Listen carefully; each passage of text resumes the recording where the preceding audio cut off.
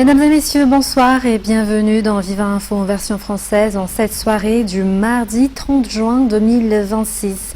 Dans les actualités de ce soir, ouvrant le journal dans la page politique, la SADC, réunie hier en session extraordinaire consacrée à Madagascar, appelle les dirigeants malgaches à associer toutes les forces vives à la résolution de la crise politique. Elle invite les autorités à libérer les prisonniers politiques, à mettre fin aux arrestations arbitraires et à faciliter le retour des responsables politiques contraints à l'exil en raison des poursuites engagées contre eux. Ces mesures sont présentées comme des garanties indispensables pour rétablir la confiance et créer un environnement propice au dialogue et à la réconciliation. Voici d'abord le résumé des conclusions du sommet des chefs d'État et de gouvernement de la SADC hier. Cyril Ramaphosa a résumé hier soir, d'un temps ferme, les conclusions du sommet extraordinaire des chefs d'État et de gouvernement de la SADC. Le message est clair, les dirigeants actuels doivent impérativement associer toutes les parties prenantes à la résolution de cette crise politique. Today's decisions send a clear message to all stakeholders in Madagascar. Firstly, that the success of the national consultation and reform process depends on the participation and good faith of all actors, and may I say, all stakeholders. We therefore urge all parties. Second, we emphasize that inclusivity and transparency are essential conditions for legitimacy. We call on the government of Madagascar to ensure that consultations are genuinely representative and that implementation is guided by impartiality and neutrality. La participation de tous, l'inclusivité, est revenue à plusieurs reprises hier soir au cours de cette réunion de la SADC. Outre le gouvernement, la société civile, les jeunes et les différentes forces politiques, la SADC a particulièrement insisté sur la situation des responsables politiques contraints à l'exil en raison des poursuites engagées contre eux, ainsi que sur celle des prisonniers politiques dont beaucoup sont des partisans du président Andry Rajoelina. We reiterate, therefore, our call for the release, as nearly many speakers said, of political prisoners, an end to arbitrary arrests and the facilitation of the return of political exiles. These measures are not only humanitarian in nature, they are fundamental to building trust and creating an environment conducive to genuine national dialogue and reconciliation. La SADC renforcera son suivi de la mise en œuvre de ces recommandations. La réunion d'hier a réaffirmé la mission confiée à l'ancienne présidente du Malawi, Joyce Banda, et selon les décisions prises, l'organisation rouvrira un bureau de liaison à Antananarivo. Et bien que la réunion des chefs d'État et de gouvernement de la SADC se soit tenue à huis clos hier soir, il est ressorti des échanges que le régime militaire à Madagascar a été vivement critiqué. En effet, la SADC estime qu'aucune avancée concrète n'a été enregistrée dans la mise en œuvre du calendrier qui lui avait été présenté à la fin du mois de février 2026. La stabilité ne peut être obtenue par un processus sans fin, a déclaré le président par intérim de la SADC, Cyril Ramaphosa, également président de l'Afrique du Sud. Reportage. Le président par intérim de la SADC a dressé un constat clair de la situation à Madagascar lors de ce sommet consacré à l'examen du rapport présenté par les envoyés spéciaux dépêchés à Antananarivo. Selon lui, Madagascar traverse une période de transition dont l'objectif est le retour à l'ordre constitutionnel. Today, any reform or refoundation process must be understood as a transitional pathway, not an open-ended arrangement. It must lead within a defined and reasonable time frame to the restoration of full constitutional order and lead to the holding of democratic elections that will, in the end, reflect the will of the Malagasy people. La SADC a critiqué les retards constatés dans la mise en œuvre des mesures annoncées pour résoudre la crise, notamment l'organisation de la concertation nationale. Elle a également appelé le colonel Michael Randjanirin, président du mouvement Refondation, a respecté les engagements pris en faveur d'un processus de réforme clair, assorti d'un calendrier précis. Cyril Ramaphosa a réaffirmé que la stabilité ne peut être obtenue par un processus sans fin. Our region cannot afford cycles of transition without resolution. Stability is not sustained by indefinite processes, but by credible institutions and legitimate elected governance. Enfin, Cyril Ramaphosa a souligné que la SADC veillera avec fermeté au respect des engagements pris lors de cette réunion. Ne pas libérer les détenus politiques, voilà en résumé la réponse du régime militaire à la SADC. Le Premier ministre Radon Arslan Mamtine ainsi que la ministre de la Justice Fanirsu Erneve se sont exprimés ce matin. Selon eux, il n'y a pas de détenus politiques parmi les leaders politiques incarcérés depuis leur arrivée au pouvoir. Les détails dans ce reportage. Ils n'ont pas attendu longtemps. Le Premier ministre Radon Arslan Mamtine a immédiatement répondu à la SADC. Selon ce dernier, il n'y a pas de détenus politiques. Aux côtés du Premier ministre, la ministre de la Justice Fanirsu Erneve a pris position. Pourtant, en 2025, alors qu'elle était une ardente opposante, elle avait martelé que les détenus politiques sont ceux qui sont emprisonnés de manière injustifiée en raison de leur activité politique et accusés d'atteinte à la sûreté de l'État. Ce sont également les motifs pour lesquels les proches du président Andradzouil ont été arrêtés et incarcérés. Les plus récents cas concernent Paul Rabar, placé à la prison d'Intanmour, ainsi que Yves-Maurice Rakoutnirine, transféré à Tiafa avec Sylvain Rabetsaroun. Avant eux, Sanjar Malala Marie-Michel et Rina Rakoutmang, qui avaient dirigé les partisans du président Radzouil lors de la manifestation du 13 mai, avaient déjà été emprisonnés depuis plusieurs mois. En outre, ces mêmes chefs d'accusation pourraient également viser de conseillères auprès de la Haute Cour constitutionnelle. Dans un tout autre sujet à présent, page économie, avec le début des vacances scolaires, l'activité s'intensifie dans les gares routières. À Ndjefana-Boudanaar, entre 300 à 400 voyageurs transitent chaque jour. Pour répondre à cette demande, les transporteurs augmentent de 20 à 30 le nombre de véhicules mis en circulation. Mais chaque départ représente aussi un coût supplémentaire, notamment pour l'entretien des véhicules. C'est un reportage signé Ruth Christelle Rakout-Malal sur les images d'Yves Janel.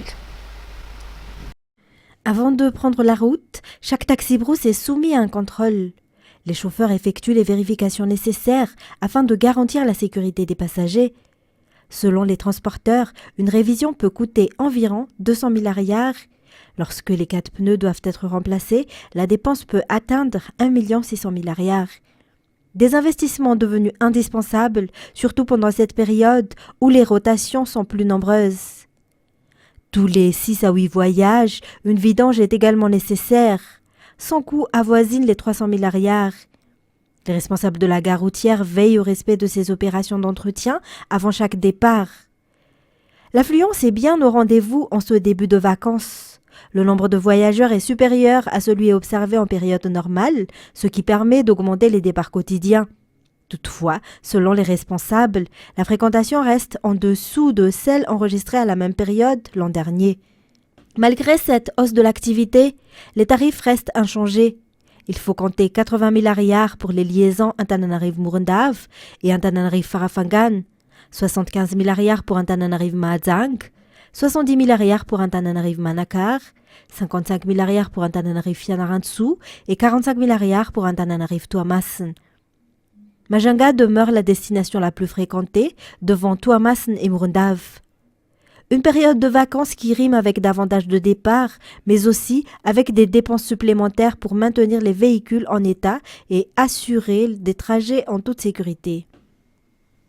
Page économique toujours, seuls 10% des grands projets liés aux minerais stratégiques sont gérés par des Malagasy, selon le rapport de la CNUSED ou la Conférence des Nations Unies sur le commerce et le développement. Cette faible participation s'explique notamment par l'insuffisance de capitaux, le manque d'équipements de pointe et de compétences techniques nécessaires à l'exploitation de ces ressources minières. Reportage de Ruth Christelle Rakout-Malal et Yves Janel. Madagascar dispose de toutes les ressources minières essentielles à la transition énergétique. Graphite, titane, zirconium, nickel, cobalt, chrome. Ces minerais sont aujourd'hui très recherchés à l'échelle mondiale et la demande ne cesse d'augmenter. Le pays compte 16 grands projets d'exploitation de ces ressources. Toutefois, 90% d'entre eux sont gérés par des entreprises étrangères, principalement originaires de Chine, d'Australie, du Canada et du Royaume-Uni. Selon le rapport de la CNUSED, l'importance des investissements nécessaires constitue l'une des principales raisons de cette mainmise étrangère. Ces entreprises apportent les capitaux, les équipements de pointe, ainsi que les compétences techniques indispensables à l'exploitation de ces gisements. De son côté, l'État assure un rôle de régulateur et de coordinateur. Il délivre les autorisations et met en place les règles qui encadrent les activités minières. Pour la CNUSED, Madagascar peut toutefois renforcer progressivement sa place dans ce secteur stratégique. Cela passe par le développement des compétences de la main-d'œuvre des entreprises locales, le renforcement des capacités institutionnelles de l'État, ainsi que la mise en place des partenariats permettant aux acteurs malagasy d'accéder progressivement à des activités à plus forte valeur ajoutée, notamment la transformation des minerais sur le territoire national.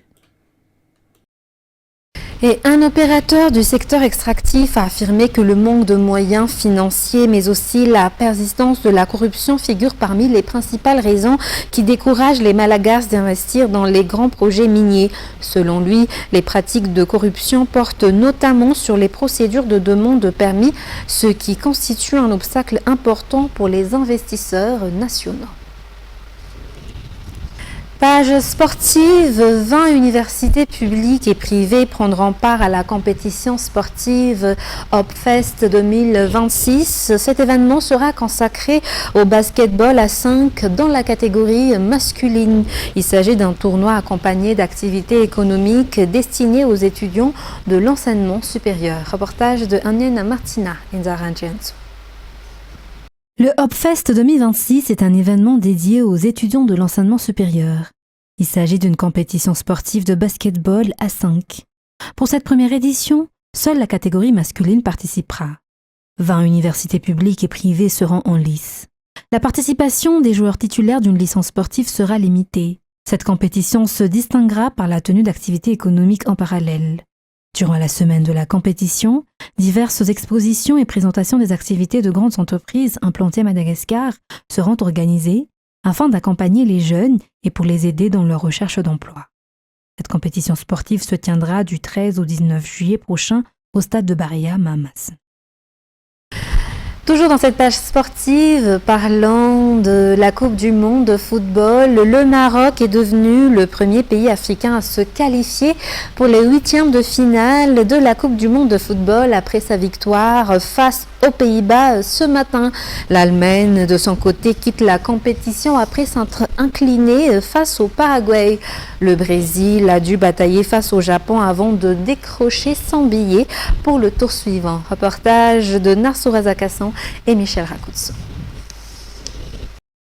Le Brésil, le Paraguay et le Maroc sont les 3 nouvelles équipes qualifiées pour les 8e de finale de la Coupe du Monde de football, après avoir toutes remporté leur match hier soir et ce matin. Les Brésiliens se sont imposés 2-1 face au Japon, non sans difficulté, puisque les Japonais ont ouvert le score à la 29e minute. Les 2 équipes sont rentrées au vestiaire sur le score de 1-0. Le Brésil est revenu dans le match en seconde période grâce à Casemiro, auteur de l'égalisation à la 56e minute. Dans les dernières secondes de la rencontre, Martileni a inscrit le 2e but brésilien, offrant ainsi au Brésil son billet pour le tour suivant. Le résultat du match entre l'Allemagne et le Paraguay a quant à lui créé la surprise. Le Paraguay a ouvert le score à la 42e minute. En seconde période, l'Allemagne a égalisé grâce à un pénalty transformé par Avaretz, obligeant les 2 équipes à disputer la prolongation. C'est finalement lors de la séance de tir au but que le Nationalmannschaft a été éliminé, le Paraguay s'imposant 4-3. Le Maroc a également renversé la situation dans les derniers instants. Les Néerlandais avaient ouvert le score à la 72e minute. Les Marocains n'ont toutefois pas perdu espoir et ont multiplié les offensives. Dans le temps additionnel, Issa Diop a égalisé. Aucun but n'a ensuite été marqué durant la prolongation et c'est également au tir au but que le Maroc a obtenu son billet pour les 8e de finale. Concernant le programme à venir, le match entre la Norvège et la Côte d'Ivoire a débuté à 20h. À minuit, la France affrontera la Norvège. Demain, à 4h du matin, le Mexique jouera contre l'Équateur. Passons à présent aux actualités internationales. Un suspect a déposé hier un sac dans le hall d'un immeuble résidentiel à Monaco, provoquant une explosion avant de fuir, rapportent les autorités. Au moins 3 personnes ont été blessées, dont l'oligarque ukrainien Vadim Ermolaïev, selon une source proche du dossier. Le suspect est toujours recherché. France 24. Les alentours de la place des Moulins à Monaco, bouclés par les forces de sécurité. C'est ici, dans un immeuble résidentiel situé rue du Révérend Père Louis Frola, le long de la frontière avec la France, qu'une explosion s'est produite lundi soir. Ces images, diffusées sur les réseaux sociaux, montrent les pompiers à pied d'œuvre, évacuant une personne sur un brancard. Un voisin a assisté à la scène. Je suis sorti pour aller voir ce qui s'est passé. Il y a eu des hurlements, des pleurs de personnes par terre. Et puis je suis remonté, mon père est venu nous chercher avec mon chien et je suis parti. L'explosion a fait 3 blessés, 2 adultes en urgence absolue et un adolescent de 13 ans en urgence relative. Selon plusieurs médias, il s'agit de Vadim Ermolaïev, un oligarque d'origine ukrainienne et de sa famille qui réside dans la principauté. Selon le parquet général de Monaco, un suspect a déposé un sac ou un colis contenant un engin explosif avant de rejoindre à pied la commune voisine en France. Une enquête judiciaire a été ouverte. Dans un communiqué, le prince Albert se dit sous le choc.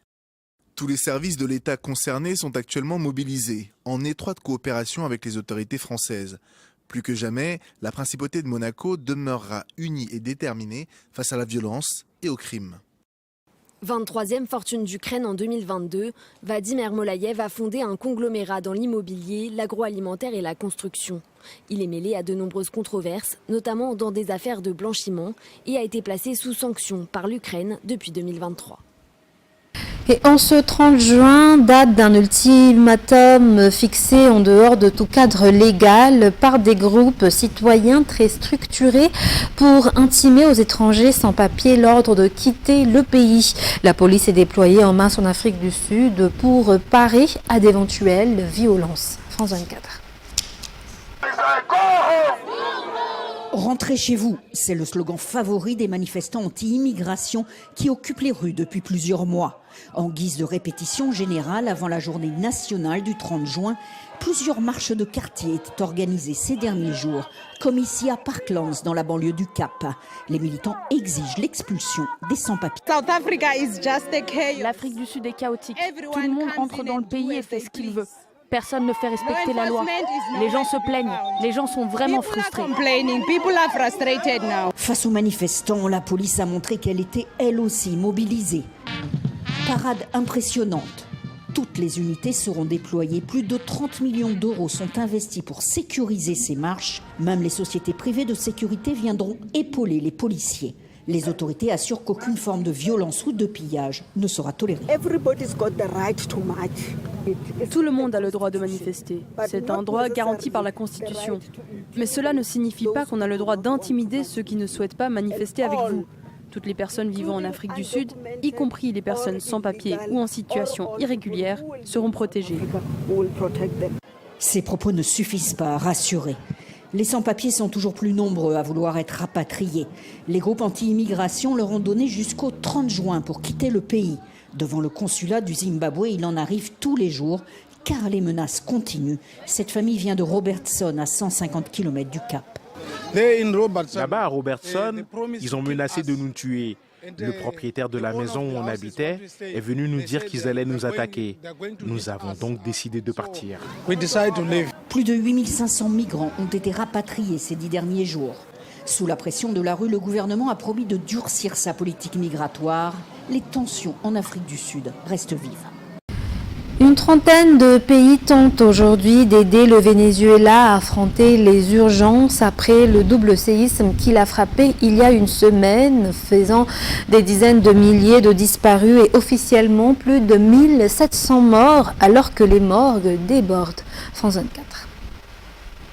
Dans la petite ville touristique d'El Junquito, la plupart des maisons sont désormais inhabitables. 5 jours après les 2 séismes qui ont frappé le pays, les Vénézuéliens sont toujours sous le choc et attendent désespérément de l'aide du gouvernement. J'habitais ici, toute ma famille et moi étions coincés ici, juste à l'endroit où se trouve ce petit bout de mur jaune. C'est là que nous nous sommes retrouvés. Il y avait beaucoup de décombres de ce côté-là, mais ils ont creusé un passage et nous ont sortis de là. Le gouvernement n'est pas venu ici pour envoyer des engins ou quoi que ce soit de ce genre. Et c'est justement ce que nous attendons, qu'ils nous envoient ce matériel. Constat identique sur la côte à La Guaira, la plupart des habitants sont contraints de dormir à même le sol. Selon des estimations satellitaires de la NASA, environ 58 870 bâtiments ont été endommagés ou détruits dans l'ensemble de la zone affectée. Le bilan humain ne cesse de grimper. Dans ce port, les autorités ont improvisé une morgue à ciel ouvert. L'ONU, qui prévoit un très lourd bilan, va fournir 10 000 sacs mortuaires. 27 pays ont mobilisé plus de 40 équipes de secours, à l'image de l'Équateur, qui envoie aussi ce qu'il peut pour soulager son voisin. Ces 2 vols transportent de l'eau, des denrées alimentaires, des couches et des serviettes hygiéniques, ce que notre pays frère, le Venezuela, nous a demandé de lui fournir. Les États-Unis ont également doublé le montant de leur aide, avec un total de 300 millions de dollars pour les ONG et les agences onusiennes. Les dommages sont évalués à près de 7 milliards de dollars, ce qui représente 6% du PIB du Venezuela. Fin de ce journal, mesdames et messieurs, nous vous remercions de votre fidélité. Restez avec nous pour la suite du programme. Très bonne soirée à tous. Au revoir.